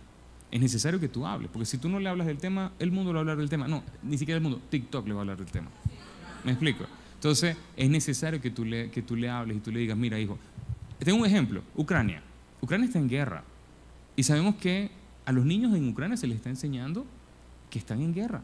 Y a los niños chiquiticos en cualquier país que esté en guerra se les dice, mira, hoy no va a haber comida, es mañana, no puedes gritar, no puedes llorar, si escuchas tal cosa te escondes. Se les enseña en guerra. Porque no tienen opción, porque corren el riesgo de muerte. A nosotros se nos olvida que hay una guerra espiritual. Hay una guerra por la mente del ser humano. Y eso empieza sin misericordia, empieza desde niño. Entonces hay que enseñarle al niño que hay una guerra espiritual. Con respecto a la depresión, bueno, la verdad es que yo me iba a lanzar de un edificio y yo estaba ya a punto de lanzarme de un edificio en 2014 cuando tuve mi encuentro con el Señor en 1 de enero de 2015. Yo me iba a lanzar de un edificio y yo decía, bueno, está en un piso 20. Yo decía, yo me lanzo y mientras voy cayendo pido perdón, el Señor me perdona, pero la gravedad no, y ¡pum! Y dije, y listo, y me voy perdonado. O sea, la locura que pasaba por mi mente era muy intensa. Ahora, una vez que yo tengo ese encuentro con Él y que yo empiezo a caminar con Él, una de las cosas más importantes que Él comenzó a hacer fue mostrarme cuánto me amaba. Y yo me enfoco en eso, yo quiero saber cuánto Él me ama. Yo le digo, ¿pero y qué significo para ti? ¿Y cuánto valgo yo para ti? Y dime otra cosa, y quiero saber de ti, muéstrame tu corazón. Y yo le decía, ¿y cuáles son tus pensamientos hoy? O sea, yo quería conocerlo. Después de ese encuentro con Él, yo quería conocerlo. Me preguntas, o sea, ¿cómo manejé esto luego del encuentro? Sí, porque si es antes del encuentro, voy para el psicólogo, eso es lo que tengo que decir. Pero después de ese encuentro, yo recuerdo que en un momento, ¿quién escuchaba el templo de Salomón en la palabra? El templo de Salomón, un templo grandísimo, espectacular, magnánime, ostentoso, en detalles, lujoso en extremo. Creo que no hay estructura arquitectónica en el Antiguo Testamento que sea tan detallada como el templo de Salomón. Resulta que yo antes de tener mi encuentro con el Señor, yo pensaba que Dios era un creído. En Venezuela decimos un cifrino, alguien que se cree más de la gran cosa. Yo decía, Dios era un creído, porque ¿qué necesidad él tenía de vivir en un templo así? ¿Qué necesidad? Yo dije, mejor que hubiesen vendido eso y le dan la plata a los pobres y a Dios lo adoran al aire libre. ¿Es o no es? En la mente lógica es eso. Ahora, resulta que yo tengo mi encuentro con Dios, yo quiero nada más conocerlo, saber de Él, y en eso yo estoy leyendo la palabra y paso por ese texto. Y el Señor ahí me recuerda lo que yo pensaba. Y yo le dije, ay, ¿verdad, Señor? Yo pensaba eso de ti. ¿Y cuál es la verdad ahora? Entonces, allí Él me muestra algo muy, muy importante. En el Antiguo Testamento tenemos imágenes de cosas que son una realidad en el Nuevo Testamento. La sangre de los corderos, los sacrificios son imagen de Jesús, el aceite con el que se ungía era imagen de Espíritu Santo, el diluvio fue imagen del bautizo. Y en eso el Señor me dice, y ese templo es una imagen del que es mi templo hoy. Allí yo entendí un montón de cosas. Yo entendí cómo Dios me veía. Yo entendí que ese templo, con todos los templos, o sea, Dios me está diciendo, eso es solamente para que tú tengas una idea de cómo yo te veo. Eso es una imagen, porque después de que Jesús murió y resucitó, Espíritu Santo vino ¿a dónde? No se fue al Caribe, a una playa. Él se vino a nosotros, a su templo. Y hay un punto importante, ese templo con todo el oro, con todo lo que puede haber tenido, porque era una cosa impresionante si lo lees a detalle, ese templo con todo lo que costó, con todos los millones de dólares que puede haber costado, no costó lo que cuesta una sola gota de la sangre de Jesús. Pero fue toda la sangre de Jesús la que fue derramada para pagar por ti. Para que tú tengas una idea de cuánto vales tú para Él. Entonces, ver ese templo es como ver un espejo de cómo Él te ve a ti. Si el templo es complejo en su detalle, imagínate tú, imagínate cómo Él te ve. Entonces, cuando yo comprendí eso, dije, wow, Señor. Entonces yo me prostituía porque yo no sabía cuánto yo valía. Porque yo no sabía quién yo era. Y yo llené este templo de mercaderes y ladrones. Pero ahora viniste tú y me hiciste un templo de oración, una casa de oración. Echaste fuera a aquellos con los que yo había hecho negocio y me hiciste un templo de oración. Entonces ahí yo recobré valor. Cuando tú entiendes el valor que tú tienes, o cuando yo lo comprendí, yo no quería que nadie me tocara. Te quieres guardar, pero te quieres guardar porque entiendes tu valor. Entonces, ¿qué depresión cabe allí? ¿Me explico? Y ahí entonces me mostraba mi valor, me mostraba mi identidad, me mostraba cuánto. Oiga, el día que me dijo, a veces me sentía triste. Me recuerdo en una oportunidad, después de haber pasado por esta historia de esta muchacha, yo me sentía que yo no era hombre suficiente. Y en un momento él me lo dijo, tú nunca serás suficientemente hombre para el mundo. Y eso está bien porque tú no perteneces al mundo, tú me perteneces a mí. Yo dije, wow, entonces no tengo que seguir compitiendo para ser o parecer. Y él me lo dijo, sé hombre suficiente solamente creyéndome. Solamente enfócate en creerme y ahí eres suficientemente hombre. Ahí está tu verdadera masculinidad, en que tú me crees a todo lo que yo digo. Entonces, es esa relación, es esa intimidad. Y yo todo eso hablo aquí. Es ahí esa intimidad y esa renovación de la mente acerca de quién es Él, acerca de quién eres tú, pero necesita esa revelación. Amén. ¿Quieres que te lo dé? Ah, vale. Me callo. No, porque si no, no tengo una cara a hablar. Bueno, venga, le doy. Bueno, me toca a mí. ¿Qué crees que la Iglesia tiene que cambiar? Y hablo de Iglesia como institución, no de manera individual. De manera individual nos queda claro que hay que vivir en ese amor que Dios nos da para con otros, independientemente de ideologías, independientemente de orientación sexual. Pero que la Iglesia como institución tiene que cambiar para volverse un lugar no solo atractivo para todo tipo de personas, sino un lugar que reciba y ame. Porque yo veo que la Iglesia en los últimos años ha tomado una forma de sí, salimos a las calles y protestamos, que la familia es hombre y mujer, y no funciona. O sea, eso solo hace más, bajo mi punto de vista, que fomentar un odio a el colectivo LGTBI, fomentar un odio a tú no tienes una orientación sexual correcta, y son formas que la Iglesia ha tomado y no funcionan. Como si eso fuese a cambiar algo en la mente de la persona. Al revés, o sea, pienso que fomenta el odio tanto de la Iglesia hacia ellos como de ellos a nosotros. Y al final la Iglesia es la institución que representa a Jesús aquí en la tierra. Entonces, ¿qué nos dirías tú que la Iglesia como institución tiene que cambiar en su liturgia, en sus cultos, en su manera de dirigirse a la sociedad? qué debemos de cambiar para volvernos un lugar como Dios manda, ¿no? Como se suele decir, que ame, independientemente de la orientación sexual que la persona tenga. Muy buena pregunta. Y de hecho, a mí me ocurrió algo antes de venir acá a España. A mí me invitaron a Londres. Yo pasé por Londres y después vine para acá. En ese viaje a Londres hubo un movimiento que me invitó, pero es un movimiento en inglés. Y ellos me invitaron allí para predicar. Y yo pues contento. Yo no estoy muy completamente de acuerdo con lo que ellos comparten, porque ellos se enfocan mucho en el esfuerzo propio, en que yo dejé esto, yo salí de aquí y tal y qué sé yo. Y yo no creo eso. Yo realmente no salí de ningún lado, yo no cambié, yo me morí y nací de nuevo. Yo en mi fuerza no pude nada, y es evidente, lo intenté todo. Ahora, ¿qué pasa? Que el día antes del evento donde iba yo a predicar, en la noche nos dicen, bueno, aquí tenemos los carteles, aquí tenemos las vallas, y mañana en la mañana nos plantamos delante del Parlamento de Londres para manifestar contra el diseño, porque la familia... Y yo digo, ¿pero qué es esto? ¿Qué encerrona me hicieron? Me trajeron para acá para esto. A mí no me dijeron eso. A mí me hubiesen dicho eso y yo no vengo. ¿Por qué? Porque yo no creo en el movimiento político para defender la fe. Por lo menos yo no lo creo, ¿ok? Ahora, bueno, ahí dije, me escondí detrás de la pancarta lo más que pude hasta que me mandaron a salir. Y lo único que dije yo dije, mire, yo creo en la libertad que todos tenemos de existir. Tú puedes ser tan LGBT como tú quieras y deberías tener libertad de no serlo cuando no quieras. Y yo hoy día vivo esta libertad y por eso me declaro ex homosexual y creo que el respeto que tú quieres para ti también lo doy yo. Ahí fue mi enfoque. Del resto, yo quería esconderme bajo la tierra. Al final me dejaron predicar, me habían dicho que eran 45 minutos, al final me dieron 20 minutos. O sea, fue un desastre porque todo el tema era, existimos, aquí estamos, somos los políticos. O sea, una cosa horrible. Y para nada, porque no había ni 3 gatos frente a nosotros. Entonces, ahora, ¿cuál es el punto? ¿Qué pasa cuando tú a un muchacho que está yendo a la discoteca, que está disfrutando de su vida y de sus emociones y que se enamoró de uno y después tuvo relaciones con el otro y está disfrutando y vienes tú y le dices, ese no es el diseño original de Dios? Dios creó a hombre y mujer, ¿cómo tú vas a estar? ¿A él qué le importa? A mí no me importaba, diga mi mamá, ni era creyente ni nada, entonces cuando yo le confieso que soy homosexual me dice, hijo, pero es que Dios dice, a mí qué me interesa Dios. ¿Me explico? Entonces eso no sirve de nada.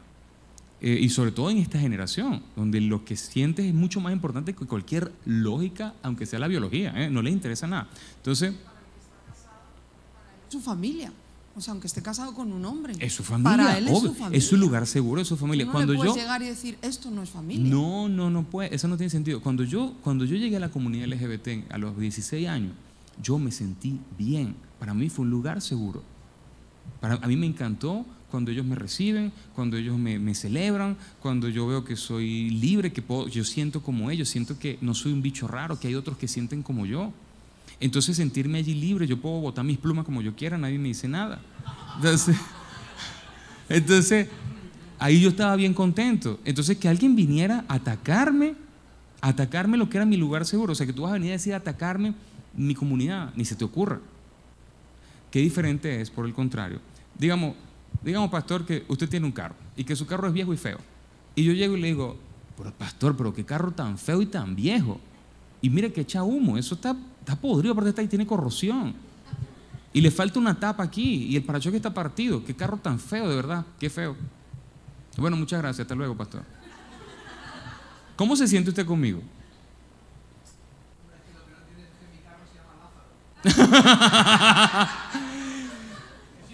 Pero se siente mal, no tiene sentido. Algo, exacto. Pero no tiene sentido atacarle a alguien lo que tiene, porque eso que tiene es lo que tiene de valor. En cambio, si yo le digo, pastor, mire, ¿sabe qué? Aquí tiene las llaves de su carro 2022 del año, disfrútelo, este es su nuevo carro. Es completamente diferente. Entonces, cuando tú tienes la identidad en algo y que te la ataquen, es lo peor que puedes hacer. Los fanáticos del fútbol, yo no soy fanático para nada, si le ataca, nada más que le ataque, ¡pah!, de una vez, ¿me explico? O las nacionalidades, hay gente que tiene una idolatría de las nacionalidades, entonces que se le ataque, pero si tú ofreces, si tú le hablas a alguien de una identidad superior, de una nacionalidad superior, cuando yo le he dicho a los muchachos, yo entiendo que tú estés luchando y defendiendo tu comunidad, que tú defiendas con orgullo tu identidad, pero déjame decirte algo, hay una identidad superior que sobrepasa el sexo, que sobrepasa la orientación, que sobrepasa todo. Y esa es la identidad de hijo. Y por esa identidad no tienes que luchar. Ya Jesús la ganó por ti. Dios te ama, Dios quiere tener esa intimidad contigo, Dios quiere esa identidad contigo. Y esto te lo está ofreciendo Dios. Esto te lo está ofreciendo Dios gratuito. Dile que no estoy. No, mentira. Dios te está ofreciendo esto gratuito. Es una identidad superior. Cuando yo tenía mi identidad, mi orgullo gay, porque es un orgullo, yo me sentía muy bien. Pero cuando tú tienes la identidad en Jesús, Jesús se convierte en tu jactancia y tu orgullo y tu todo. Y esa identidad suplanta todas las otras. Pero entonces es el enfoque en la identidad. Por eso yo siempre, quien sea, tuve la oportunidad de ir a una marcha gay, a una marcha del orgullo gay. Yo no quería ir. Mejor dicho, quería ir, no sabía si iba o no iba. Yo digo, es que, Señor, yo siento que tengo que ir, pero no entiendo. Bueno, muéstrame. Y me pongo a leer la palabra. Y caigo en Ezequiel 47, donde voy a parafrasear. Yo le digo al Señor, Señor, si tú me dices que yo vaya, yo voy a oír y yo voy a orar por todo ese mar de gente.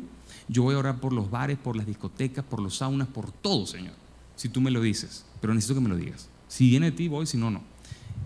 Me pongo a leer ese día, me toca la lectura bíblica, toca Ezequiel 47. Cuando estoy leyendo Ezequiel 47, dice que del templo salía un río que corría hacia las aguas, y las aguas eran saneadas, y entonces todo iba cobrando vida dentro de las aguas, y decía que los pantanos que estaban a los lados no se sanearon, esos quedaron contaminados. Estoy resumiendo en esto un texto largo. Y en eso el Señor me dice, tú eres mi templo, ve para allá, ora en lengua, yo voy a fluir de ti para sanear todas esas aguas, para darle vida a toda esa gente. No ores por las discotecas, ni por los saunas, ni por las tiendas, que eso va a quedar contaminado. Pero ora para traer vida a toda esa gente. Y estuve 3 horas en ese lugar orando en lengua, hasta que resulta que conseguí a un amigo.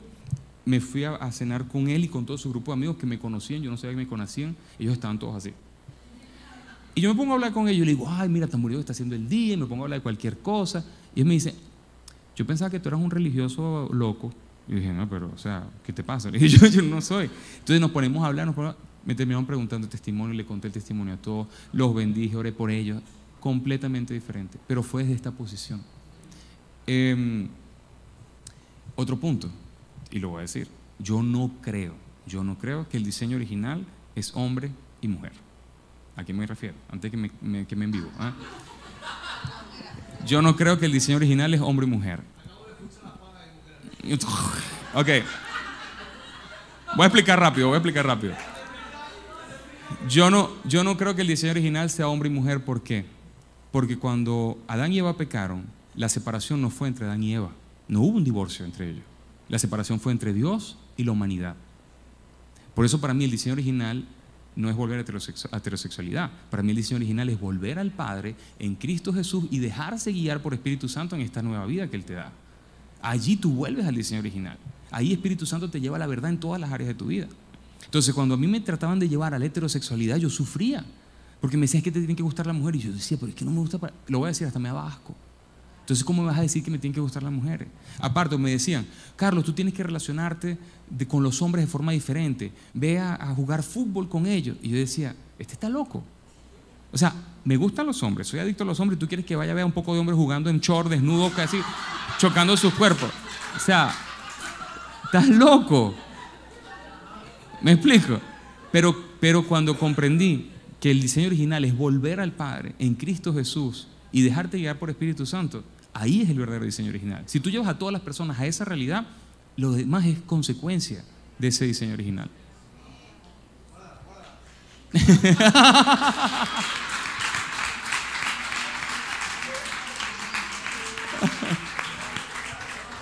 Entonces, en ese punto los vas a llevar al Padre, siempre los vas a llevar al Padre. No se trata de que si es homosexual, heterosexual, no importa. Mira, como lo dije allá con ustedes, ningún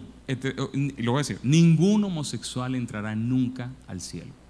Y ningún heterosexual tampoco. ¿Ok?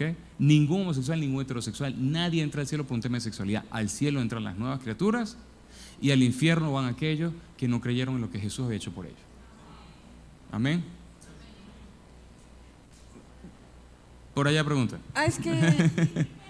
por acá, perdón, aquí tenemos una. Ahora te lo paso. Ajá, después por allá. Bueno, yo quería preguntar, el lunes justo una chica hizo esta pregunta. Dijo, tengo la lucha entre lo que quiero hacer y lo que sé que tengo que hacer. y dice, porque siento que no tengo la fuerza para hacer lo que tengo que hacer. Y fue impresionante. ¿Una chica cristiana? Sí. Okay. Y fue impresionante porque empezó a describir que es como cuando estás a punto de lanzarte de un edificio, por ejemplo, o de esto de, ¿cómo se dice? Bungee. El bungee. Eso, en bungee. No sé cómo se dice. Bueno, esto. Entonces, tienes toda la protección y tal, y ya sabes que no te va a pasar nada, y tienes todos los conceptos en la mente de que no va a pasar nada, pero te mueres de miedo, de vértigo, y no quieres aventarte porque sabes que te va a doler muchísimo. Entonces dices, ok, no soy capaz, me bloqueo y ya está. Entonces, evidentemente sabemos y le podemos repetir de nuevo que pues al final necesita encontrarse con Dios, tal.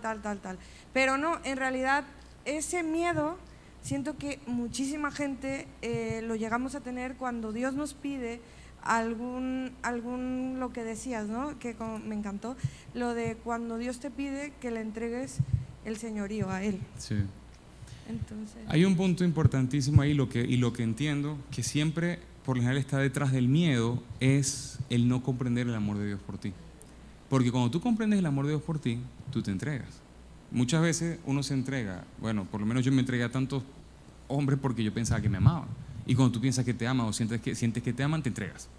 Entonces, si tú tienes preconceptos acerca de Dios, si tú tienes dudas acerca de Dios, si tú tienes, sientes juicio de parte de Dios, ¿cómo te entregas? ¿Cómo te lanzas? ¿Me explico? Hoy día Dios me dice, lánzate, me lanzo. Porque sé que me ama y sé que, aunque, mira, es que así no ponga ninguna protección y si me muero me voy con Él. Me explico, pero es porque sé que me ama. Entonces, creo que ahí el tema es una falta de la comprensión del amor de Dios por ella. Y allí debe estar luchando. Yo se lo he dicho a la gente, si tienes ese miedo, ¿qué crees de Dios? ¿Qué piensas de Él? ¿Piensas que Dios es bueno? Es que tú crees realmente que Dios es bueno. Y por ahí me voy.